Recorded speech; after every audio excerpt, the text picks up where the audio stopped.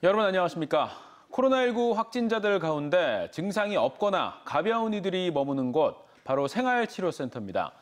그런데 최근 이곳에서 입소자들이 숨지는 안타까운 일이 잇따르고 있습니다. 지난 9일 인천에서 50대 여성이 숨진 데 이어 이번엔 아산의 생활치료센터에서 60대 남성이 숨진 채 발견됐는데요. 생활치료센터 입소자 관리에 허점이 있다는 지적이 나옵니다. 김철진 기자입니다.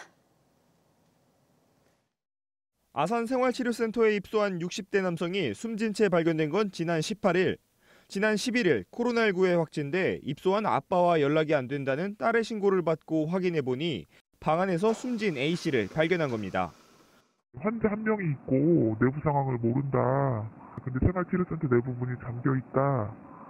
이렇게 왔습니다. 구급 대원이 갔을 때는 이미 조금 사후 강직이 있어가지고 평소 기저질환이 없었던 A씨는 확진 이틀 전 모더나 백신을 맞은 것으로 알려졌습니다. 하지만 입소 다음 날부터 콧물 등 일부 증상이 나타났고 나흘 뒤엔 구토와 설사 증세도 시작됐습니다. 치료센터 측이 약을 제공했지만 결국 A씨는 숨진 채 발견됐고 유가족 측은 치료센터의 관리 소홀 문제를 제기했습니다. 치료센터에서는 하루 2번 입소자 몸 상태를 스마트폰 앱으로 확인하는 게 전부고 A씨가 구토 등의 증상을 보여 의료진에 전화를 했지만 받지 않았다는 겁니다. 290여 명의 환자가 입소해 있는 아산 생활치료센터에는 의사 7명과 간호사 25명이 3교대로 근무 중이었습니다. 정부는 생활치료센터의 관리 미흡 여부를 조사하는 한편 부검을 통해 A씨의 정확한 사망 원인을 조사 중이라 밝혔습니다. 앞서 인천에서도 생활치료센터에 입소한 50대 여성이 사망해 생활치료센터 내 확진자 관리에 대한 문제도 제기되고 있습니다. 생활치료센터 입소자가 잇따라 사망하자 센터의 모니터링 시스템에 대한 점검이 필요하다는 겁니다. 특히 생활치료센터 환자 수에 비해 의료 인력이 너무 적어 제대로 관리가 안 되고 있다는 목소리가 높습니다. 청와대 국민청원에는 생활치료센터가 비대면으로만 환자를 관리하고 있다며 개선을 요구하는 글이 올라오기도 했습니다. TJB 김철진입니다. 대전과 세종, 충남에선 오늘 하루 모두 133명의 확진자가 추가됐습니다. 대전에선 유성구의 한 식당 직원들이 확진된 데 이어 해당 식당을 매개로 8명이 확진됐고 감염 경로 미상의 확진자가 계속돼 대전에서만 37명이 추가됐습니다. 충남 천안에선 4개 고등학교에서 확진자가 잇따라 나와 학교 관계자 1000여 명의 검사가 진행 중이며 태안의 한 골프장에선 직원 2명이 확진돼 이용객 3천여 명에게 검사 안내 문자가 발송됐습니다. 이 밖에도 지역 곳곳에서 확산세가 계속돼 충남에서만 모두 83명이 추가 감염됐습니다. 세종에서도 기존 확진자의 가족과 다른 지역 확진자의 접촉자 등 모두 13명이 추가됐습니다. 광복절 연휴 이후 잠시 주춤했던 코로나 확진자 수가 다시 늘면서 대전의 사회적 거리 두기 4단계가 다음 달 5일까지 2주 연장됐습니다. 다만 저녁 6시 이후 2명으로 제한했던 사적 모임 인원은 4명까지 예외적으로 허용하기로 했습니다. 이선학 기자의 보도입니다. 이달 초 하루 7, 80명의 확진자가 쏟아지던 대전은 거리 두기 4단계 효과로 지난 15일부터 사흘 연속 30명대를 유지했습니다. 하지만 광복절 연휴 여파로 18일에는 49명, 어제는 58명이 양성 판정을 받으며 재확산세로 돌아섰습니다. 대전시는 오는 22일까지인 사회적 거리 두기 4단계를 2주간 연장해 다음 달 5일까지 유지하기로 했습니다. 다만 심각한 경영난을 겪고 있는 소상공인, 자영업자를 위해 저녁 6시 이후 2명으로 제한됐던 사적 모임 인원은 4명까지 허용하기로 했습니다. 수도권은 접종자 포함 4명이지만 대전은 백신 접종 여부 상관없이 4명이 모일 수 있습니다.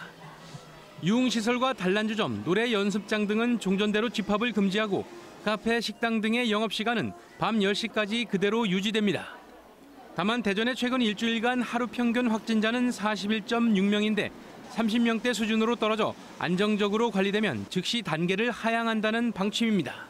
18시 이후 사적 모임을 4명으로 올린 이유는 자영업, 소상공인의 피해가 광범위하게 누적되어 더 이상 시민들의 상실감을 외면하기가 어려웠고 경제 회복을 위한 희망의 끈을 연결하기 위함입니다.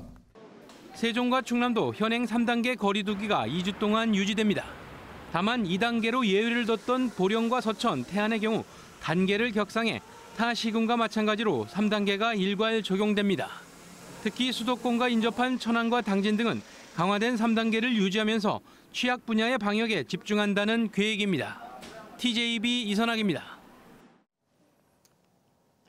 우리나라에서 가장 오래된 대전 한밭복싱체육관만큼이나 긴 역사와 전통을 자랑하는 체육관이 세종에도 있다는 사실 알고 계십니까? 바로 1975년 문을 연 조치원 권투체육관 얘기입니다. 각종 영화와 드라마, 광고 촬영 장소로 전국적인 유명세를 타던 이곳이 최근 명맥이 끊어질 위기에 놓였다고 합니다. 어떤 이유 때문인지 유재일 기자가 취재했습니다. 지난 2000년 개봉한 송강호 주연의 영화 반치광. 낡은 창고 같은 곳에서 레슬링 연습을 하는 장면이 자주 등장합니다. 바로 세종시 조치원읍에 있는 조치원 권투체육관입니다. 40여 편의 드라마와 영화, 뮤직비디오 촬영지로 유명세를 타며 관광 명소로 떠올랐던 이곳이 최근에 사라질 위기에 놓였습니다. 지난해 토지 소유주와 분쟁으로 체육관 샤워실 건물이 철거됐는데 지난 3월부터는 인근의 재건축 공사장의 소음과 진동으로 건물이 훼손되고 있기 때문입니다. 실제로 내부는 마룻바닥이 갈라지거나 내려앉은 곳을 쉽게 찾아볼 수 있고 양철 지붕은 떠받치는 빔이 떨어져 나간 곳도 있습니다. 지난 7월 재건축 공사장의 소음을 측정한 결과 평균 68데시벨로 규제 기준인 65데시벨을 초과한 상태. 진동에서 체육관이 조금씩 그 노된 부분이 떨어져 나가고 바닥이 깨지고 있고 내려앉고 있는 그 부분입니다. 6.25 전쟁 당시 미군 보급 창고로 활용되다 1975년 문을 연 이후 많은 프로복싱 챔피언을 배출한 조치원 권투체육관. 코로나 사태로 회원수가 줄었는데 건물마저 심각하게 훼손되면서 언제까지 문을 열 수 있을지 장담하기 어려운 상황입니다. 공사 다 끝나고 다 떠난 다음에 2, 3년 안에 이 체육관이 그때까지 유지하다가 4년째 가서 우르릉무르면 누가 책임질 거고. 하지만 세종시는 체육관이 무허가 건축물로 분류돼 있어 문제 해결에 소극적인 상태입니다. 무허가 건축물이 맞아요. 허가가 안 난 건축물이라고 말씀드리기 나을 것 같은데요. 조치원의 역사를 간직한 건축물이 무관심 속에 무너질 위기에 놓인 가운데 세종시가 체육관 건물을 매입해 근대문화유산 공간으로 활용해야 한다는 목소리도 나오고 있습니다. TJB 류재일입니다. 대전 지역 대형 유통업계가 지역 내 지점을 매각하면서 유통사업 축소에 나섰습니다. 지역 유통업계에 따르면 홈플러스 동대전점은 내부적으로 매각을 최종 결정하고 직원들에게 설명회를 가진 뒤 내년 8월까지 운영할 걸로 알려졌습니다. 홈플러스 동대전점엔 정규직 97명, 임대협력업체 65명 등 170명가량이 근무 중이며 둔산점에 이어 동대전점도 주상복합 신축이 검토되고 있습니다. 최신 IT 기술을 접목해 농장을 편리하게 최적의 환경으로 관리할 수 있는 스마트팜 시설이 농촌에서 빠르게 늘고 있습니다. 그런데 배양액으로 작물을 재배하는 양액 재배에서 나오는 배출수 처리 비용과 기준조차 마련되지 않은 배출 기준 등 풀어야 할 과제가 적지 않습니다. 조상환 기자입니다. 2년 전 들어선 부여의 스마트팜 단지입니다.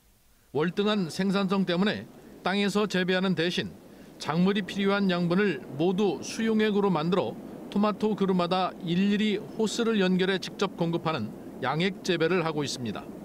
수용액에는 질소와 인산, 칼륨 등 온갖 비료 성분이 함유되어 있는데 성장 단계에 따라 공급량의 10%에서 30%가량은 다시 배출됩니다. 문제는 완벽한 재처리 시설을 갖춘 곳은 배출구에서도 항상 맑은 물이 흐르지만 그렇지 못한 시설에서는 이처럼 종종 녹물처럼 시커먼 물이 그냥 방류되기 일쑤입니다. 맑은 물 나오다가 이렇게 뭐 시커먼 물이 흐르고 나오면은 좀 도대체 이게 무슨 일인가 불안도 하고 이 물 자체가 뭐 금강으로 막 강으로 바로 나간다고 보면은 굉장히 안 좋아요. 불안하고. 더구나 방류수에는 질소와 인산 등 녹조의 원인이 되는 성분이 다량 함유돼 있어 유럽에서는 방류 기준이 마련돼 있지만 우리나라는 아직 아무런 기준이 마련돼 있지 않습니다. 9,000평 규모의 이 스마트팜에서만 작물의 성장 속도에 따라 하루에 20톤에서 50톤씩 재처리되는 것을 감안하면 전국적으로는 엄청난 양의 폐양액이 무단 방류되는 셈입니다. 지자체도 시급성은 알고 있지만 열악한 재정에 지원 여력도 턱없이 부족해 답답할 뿐입니다. 부역은 다 하려면 수십억 들어갑니다. 이럴 경우 중앙정부나 충청남도가 적극적으로 지원을 해줘야 비로소 제대로 된 스마트팜 원예 농업을 할 수 있다. 정부도 최근에서야 실태 파악에 나선 가운데 환경 보호를 위한 배출 기준과 제대로 된 스마트팜을 위한 지원책도 시급히 마련돼야 할 과제로 떠오르고 있습니다. TJB 조상환입니다. 경찰이 내부 정보를 이용해 땅 투기를 했다는 의혹으로 수사를 받아온 대전시 공무원에 대해 혐의가 성립하지 않는다고 판단했습니다. 대전경찰청 반부패경제범죄수사대는 부패방지법 위반 등의 혐의를 받은 시공무원 A씨에 대해 지난 5월 시청 압수수색으로 확보한 문서를 분석한 결과 혐의가 인정되지 않는다고 판단하고 자체 종결했다고 밝혔습니다. 세종시에서 드론을 이용한 피자 배송 서비스가 시작됩니다. 국토교통부는 국내 드론 업체 피스케어와 글로벌 피자 체인 도미노 피자와 협업을 통해 세종시에서 내일부터 피자 드론 배송 상용화를 시작한다고 밝혔습니다. 드론 배송 구간은 도미노 피자 세종 보람점에서 세종 호수공원까지로 내일부터 오는 10월 31일까지 토요일과 일요일 오후 1시부터 6시까지 시간당 2, 3회 이뤄질 예정입니다. 드론 피자 배달을 원할 경우 세종 호수공원 근처에서 도미노 피자 공식 앱으로 피자를 주문하면 됩니다. 국회 세종의사당 설치를 위한 국회법 개정안이 국회 운영위원회 소위에서 계류 중인 가운데 여당이 오늘이라도 회의를 열고 법안 처리를 하자고 국민의힘에 제안했습니다. 민주당 송영길 대표는 국회에서 열린 최고위원회에서 김기현 국민의힘 원내대표는 윤호중 민주당 원내대표와 오늘이라도 합의를 보라고 촉구했고 윤 원내대표도 당장 오늘 소위 회의를 잡고 안 된다면 23일 운영위 전체 회의 전이라도 개최하기를 바란다는 입장을 나타냈습니다. 충남 아산 프로축구단 이사회가 대표이사와 사무국장을 해임했습니다. 축구단 이사회는 19일 임시 이사회를 열고 이사 15명 가운데 12명의 찬성으로 대표이사와 사무국장 해임안을 통과시켰습니다. 이사회는 최근 여성폭력 선수 영입과 대표이사 고액 세금 체납 등 각종 문제가 불거지면서 임직원 2명의 해임을 추진했습니다. 이와 관련해 이윤종 대표이사는 이사회의 부당함에 굴복하지 않고 해임 취소, 가처분 신청 등 법적 소송으로 끝까지 싸우겠다고 밝혔습니다. 10억 원 주택 매매 시 부동산 중개 수수료가 400만 원 내려가는 등 정부의 부동산 중개 보수 인하 개편안이 확정됐습니다. 국토교통부는 거래 건수가 증가한 매매 6억 원 이상과 임대차 3억 원 이상 거래대 수수료를 낮추기로 했습니다.